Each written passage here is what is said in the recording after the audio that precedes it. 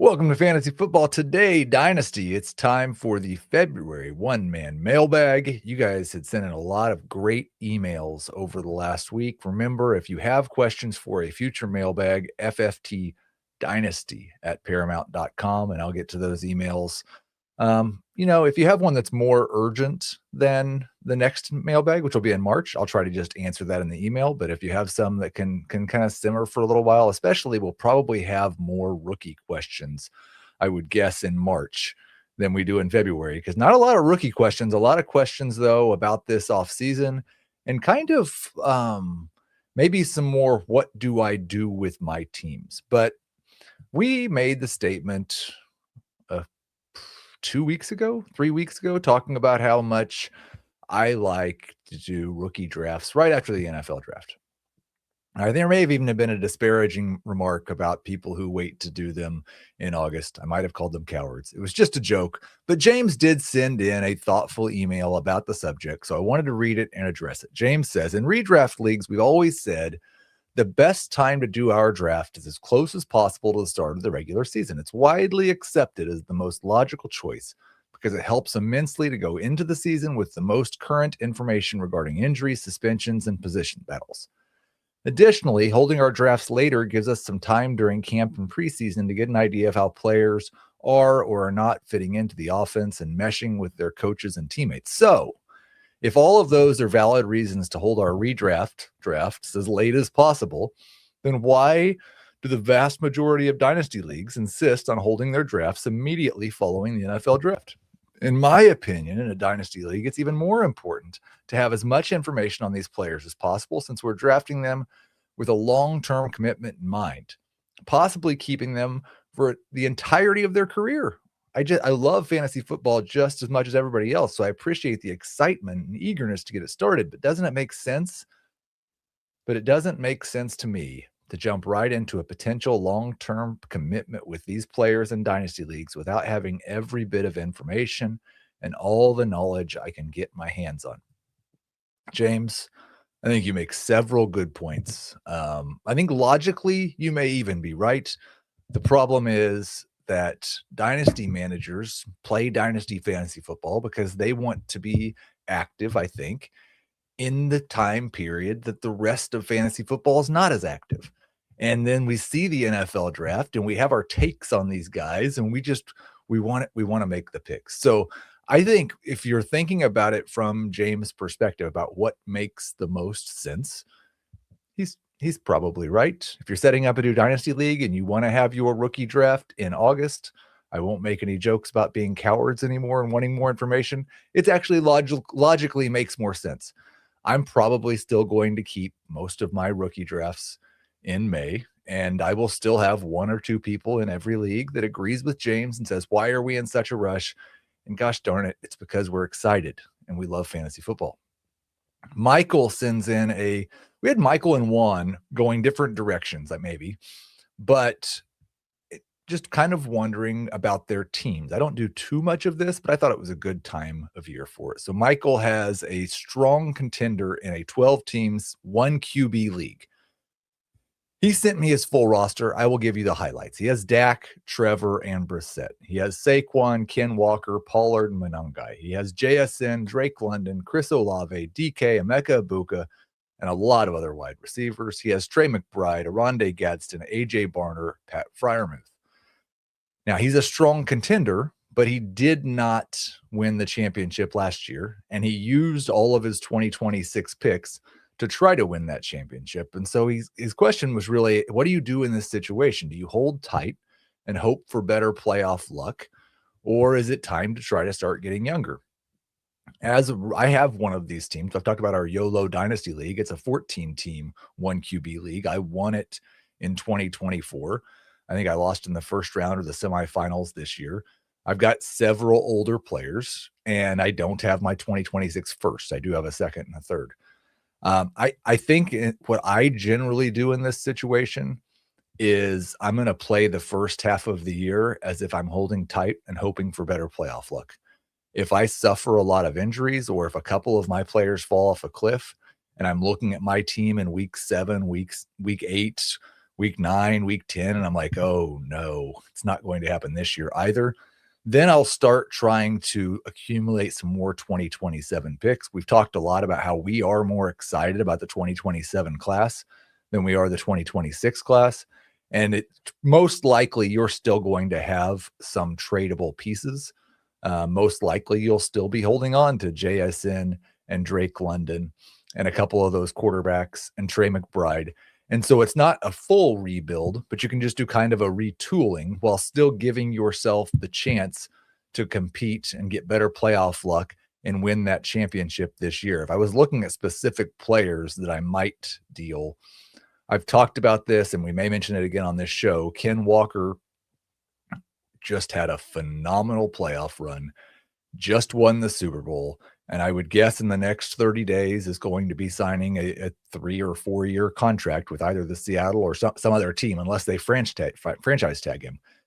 If his value gets close to top 12 running back in Dynasty, then I might be looking to see if I could like go from him to Breece Hall and pick up a pick or two. Those types of moves that still allow you to contend this year, but give you a little bit more pick ammunition for the future, I'm fine making in this situation. A couple other guys on this list who might be good candidates for that, Chris Olave.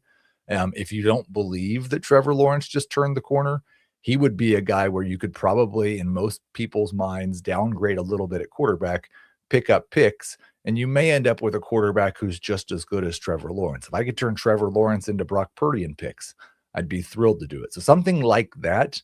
But for the most part, when I'm in this situation where I feel like I should have had a chance to win a championship last year, and I still have reason to believe I do this year, I'm going to at least get through the first half of the season. Juan won his Dynasty League last year. Congratulations, Juan. Got a pretty good team, but I need to improve in a couple of places, particularly at wide receiver. But I've already traded all of my 26 and 2027 picks to win that championship. I'm thrilled I won, but should I sell assets for first rounders this year or in 2027? Or should I go for a second championship? When is it too late to sell my stars? Any tips on when players should be traded from your from your championship team? This is kind of a similar answer for one, and I think I've said it on this show before. If I just won a championship and I realistically think I have a chance to repeat, there's nothing better in Dynasty than forming an actual dynasty and winning multiple championships, maybe even 3 championships. And that's the stuff of legends in that league moving forward. You can always say 5 years later, 10 years later, remember when I went back to back, remember when I won 3 in a row. So I will sacrifice the future a little bit to try to put something like that together. Again, similar to what I said to Michael, if you get to the middle of the season and it's clear it's not happening, then you start working on the rebuild. But as long as I have a chance for that repeat, that's kind of the direction that I'm pushing. As far as tips on when players should be traded from your championship, worries about holding stars too long. I think there's kind of 2 philosophies. One would be the year before everyone else expects decline is when you should be selling players. So if everybody's decided that 30 is the drop-off age for running back, a couple of years ago we might have said it was 28, then I'm probably looking to deal those 28, 29-year-old running backs. If everybody's decided 32 is the age for wide receivers, then I'm looking to sell a year or 2 before that in terms of age. I think coaching changes, and we'll talk about this more with Trey McBride, new offensive coordinators. Those are things that you can speculate on and trade because of. I would just be careful with trading extreme players that you view as really talented difference makers just because they got a new coach, because coaches generally build their offenses around their best players. Let's take our first break. When we got back, we got a couple more emails, and then we'll get to your tweets. Mr. Richard? Yeah, Doc. Unfortunately, Mr. Nibbles crossed the Rainbow Bridge moments ago. He was the best hamster I have ever known. I know this is a difficult time for you, but would you happen to know of any deep stash dynasty tight ends I could zero in on for my draft tonight? Jatavion Sanders. Thank you. I'm sorry for your loss. We are back. Love that commercial from Dave. Awesome stuff if you're watching on YouTube. We do have a couple more emails. Kevin sent one in, said he loves the show. That's a great way to get your email read. Tell me how much you like the show. Along with good, consistent, smart guests, I appreciate how you limit the non-football talk. And on the one-man mailbag, there's rarely non-football talk because you guys just ask questions about football. So, question: who are some backup running backs that you can see earning more snaps in 2026? Now, he also gave me a list of players, or told me he was going to give me a list of players he was stashing, but I didn't see that list. I think maybe you forgot to put that in there. So looking at the guys who we view as backup running backs, and he actually said who's the next Blake Corum. So I won't say Blake Corum or Kyle Monangai because I think those are guys that already saw more time here. I would just say I wouldn't rule out the possibility that they could again see an increase in touches next year. But if we rule those guys out, some of the guys at the top of my list, Trey Benson is definitely one that I thought would do that a little bit this year. Unfortunately, when James Conner went down, then Trey Benson got hurt as well. But I'm not 100% certain that Conner will be on that team next year, and there is a chance that Trey Benson is the lead running back for that team. Devin Neal is certainly one of those guys. Also, Kendre Miller. I slightly prefer Neal. He's a year younger, and I liked his profile just a little bit better. But either one of those guys, in the absence of Alvin Kamara, could certainly see more touches. Braylon Allen is a guy that I wouldn't entirely give up on seeing more touches. Caleb Johnson, terrible rookie year, but if Aaron Rodgers is gone, it's possible they give the inexperienced back a little bit more time. There's been some positive talk out of Carolina about Jonathan Brooks, who's just been an absent running back, not a backup running back, but he'll probably enter next year as like the 1B to Chuba Hubbard is my current expectation. And he could certainly take that job away. Bashal Tutin, if Travis Etienne doesn't come back, is another good name on that list. That's kind of those running backs are all ranked in my dynasty rankings between like 25 and 45. So certainly not guys that would cost too much in terms of picking them up in trade, just depending on how much their current owner values their talent and upside as opposed to their current opportunity. Johnny Two Times sent I really want to believe that Johnny won his dynasty league 2 times, named himself that, and knows his league mates listen to the show and just wanted to hear me say Johnny 2 times. Maybe that's not what it is at all. It could be something totally different. Can you all better explain how a half PPR, half point per first down would impact the balance of power between quarterback, running back, wide receiver, tight end relative to a full PPR system? And it was a much longer email from Johnny about, I had mentioned that's my favorite format. He was thinking about changing his dynasty PPR league to that format. I think this is one of those changes that I would want to institute in a new league. If I was going to do it in an ongoing league, it would be something I think you'd have to project out maybe 3-4 years, because it does impact the balance between running backs and wide receivers. Just on a relative basis, wide receivers have more catches, running backs produce more first downs. If you take away half of a catch, you add half of a first down. That definitely makes things better for the running back position. It also, in terms of quarterbacks, gives a little bit more value to the rushing quarterbacks, because generally in a half point per first down league, you don't have points for passing first downs. If you did, then it would be a huge bonus to the quarterbacks. And then I'll just say that generally speaking, if I'm trying to do a projection for first downs in a half point per first down league, I just look at something like 0.05 points per rushing yard. So I think that gets or receiving yard. I think that gets pretty close to a projection for first downs for the year. Todd says, why do we talk about wide receivers earning targets, but running backs being given touches by their coach? I thought that was an interesting question. I think first off, it'd probably be better to say that running backs earn snaps. But I think once you get past that, like running backs do definitely earn touches in a sense that they earn being on the field. But once you get past that, there's generally one running back on the field. So he's going to be given the running back touches whenever he's on the field. In terms of targets, I don't know that there's a real strong correlation between how good a running back has been in the passing game and how many targets they're going to give in a given season. We all thought that Travion Henderson was going to see a lot more targets, but Ramondre Stevenson was trusted more by the coaching staff for the other things, and so he was on the field for those passing downs, and so then he received those targets. He had a remarkable year this year in terms of receiving efficiency. That had not been the case for most of Ramondre Stevenson's career. On the other hand, wide receivers are usually on the field or in a route with 2, 3, 4 other options. And so the guy who gets open, or the guy who, in some cases, yes, earns the first read targets from the coaching staff, earns those targets. So the wide receiver, when we're talking about targets, is generally competing against other options.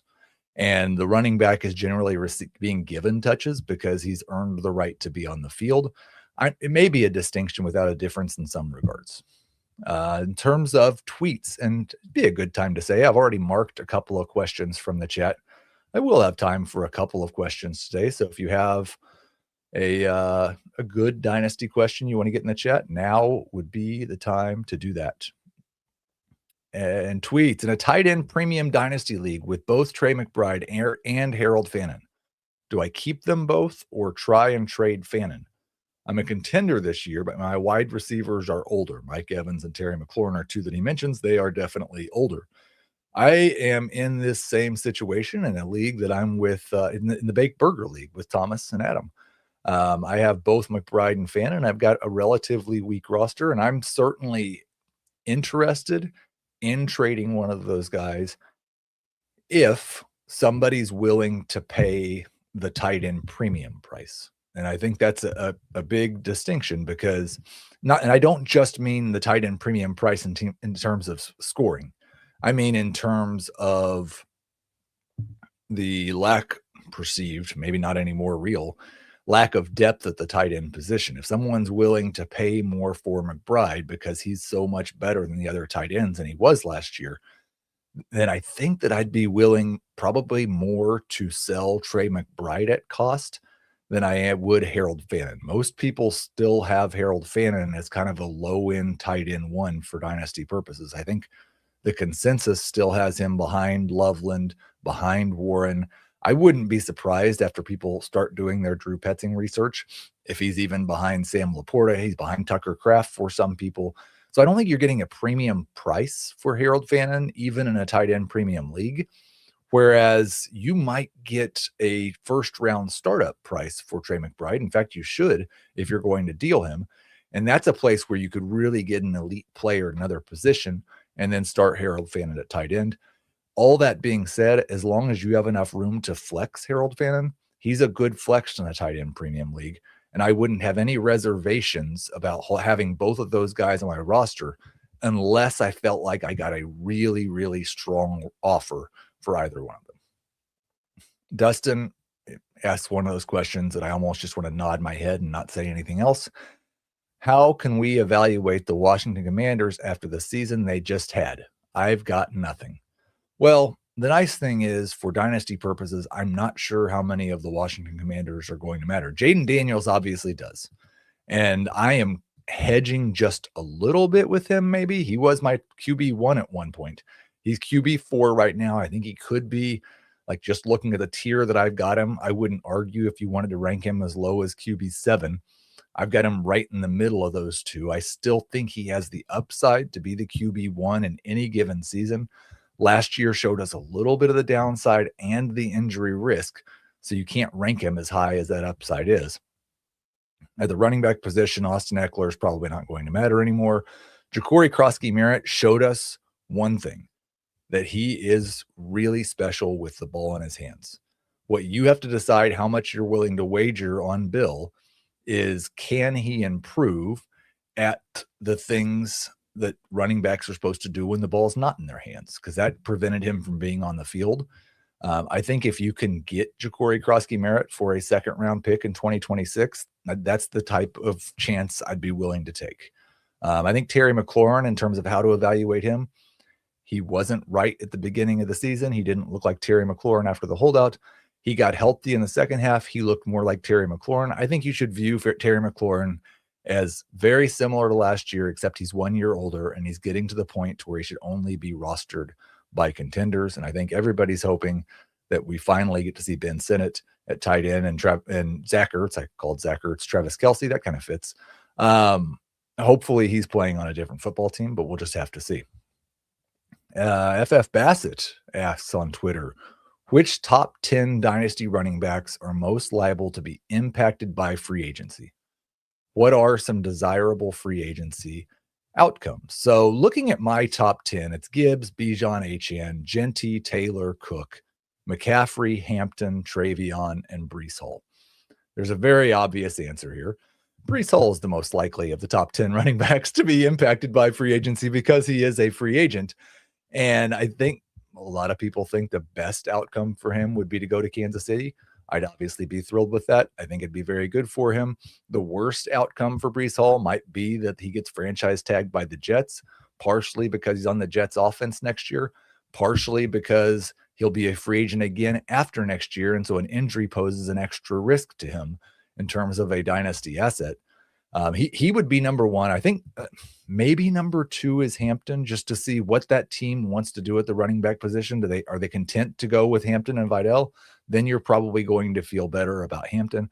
I'd be surprised if any of the other guys are really impacted by free agency. I guess you could say a small boost, Bijan Robinson, if Tyler Algier leaves and they don't add anybody else to join that backfield. Maybe Ashton Genty could take a little hit if Kubiak shows I really want to have a two-back system and brings in another back, and now Genty's not going to be a workhorse. But I think most of the rest of those guys are pretty secure in terms of free agency. I don't imagine the Patriots are going to add a running back when they have both Ramondre and Henderson for next year. Breece Hall's the big one, and I've got him ranked higher than consensus. I'm probably going to have to move him down if he ends up stuck on the New York Jets, especially if it's just on a franchise tag deal.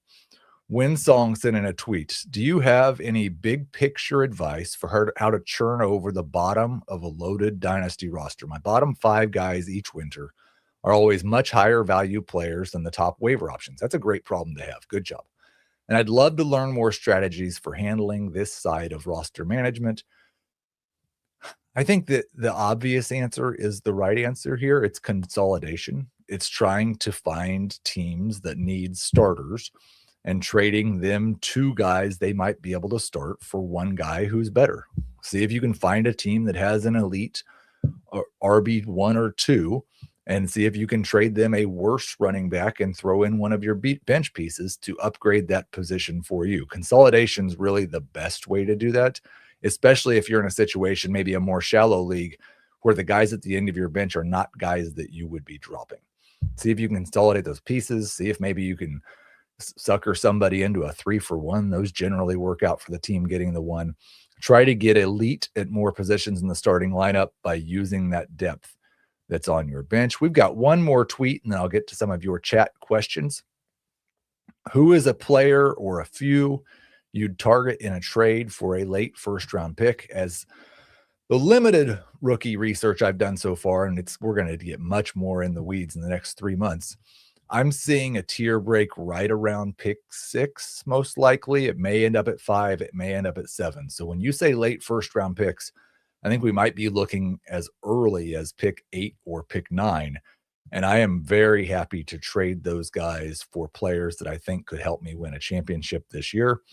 I would test the water on an A.J. Brown, Zay Flowers.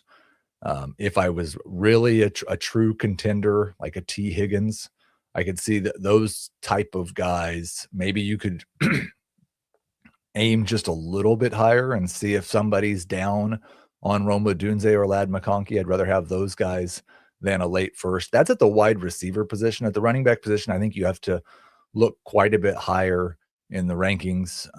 Maybe someone like a Chase Brown, or again, if you're going with an older player, go even higher, someone like a Josh Jacobs or a Christian McCaffrey. I think we had another Christian McCaffrey question.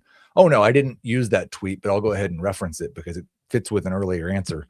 Somebody won the championship last year with McCaffrey on their roster and asked if it was time to sell him now. I'm probably not selling Christian McCaffrey if I just won a championship. I'm trying to win another championship, and I'm willing to eat it if he suffers another injury and I lose that value. If you disagree with that, I wouldn't be doing it for a late first round pick. I'd be trying to make a small downgrade in terms of 2025 production while getting younger at the same time. And that's a pretty difficult thing to do with McCaffrey. That's going to do it for the tweets. We will now turn to the chat questions. Chris asks, what do you think of Teteroa McMillan? Should I trade Jacobs and an early 4th round pick for him? This sounds more like a keeper league. In that case, it would depend on how long you could keep him, or if you're talking about an early 4th in terms of rookies, I would be happy to trade Josh Jacobs in an early 4th for Teteroa McMillan.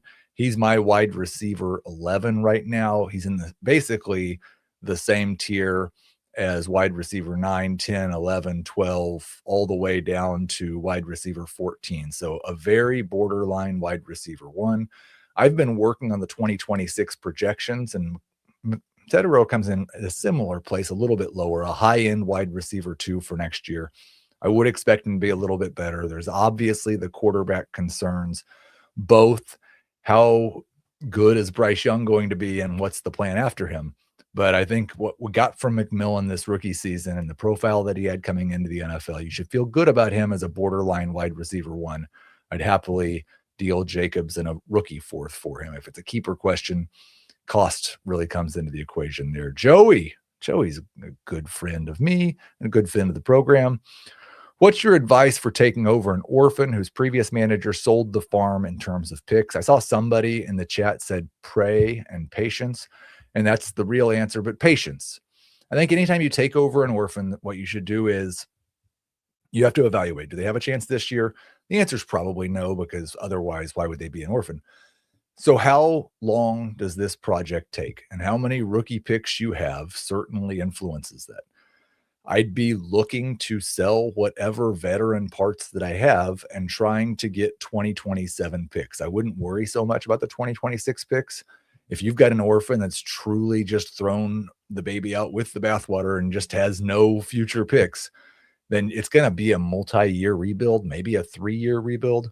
And in that case, I want to aim for the better draft class, not the immediate picks. So I'd be trying to stockpile 2027 picks. You can get 2028 picks at a discount this far out. So maybe try to pick up a couple of firsts there. See if you can get to a point to where you at least have 2 firsts and 2 seconds, no matter what your roster looks like. And then maybe we can build towards some sort of 2028 competitive window. Hopefully you found a league where trading your first round pick meant that the other team had to pay the entry fee for you. It's a lot easier to be patient when there's not money coming out of your pocket. We had a question about if I'm a contender with Lamar, Baker, Goff, and Shador, should I look to replace Baker or Goff, or do you think they repeat with a low QB1 seasons?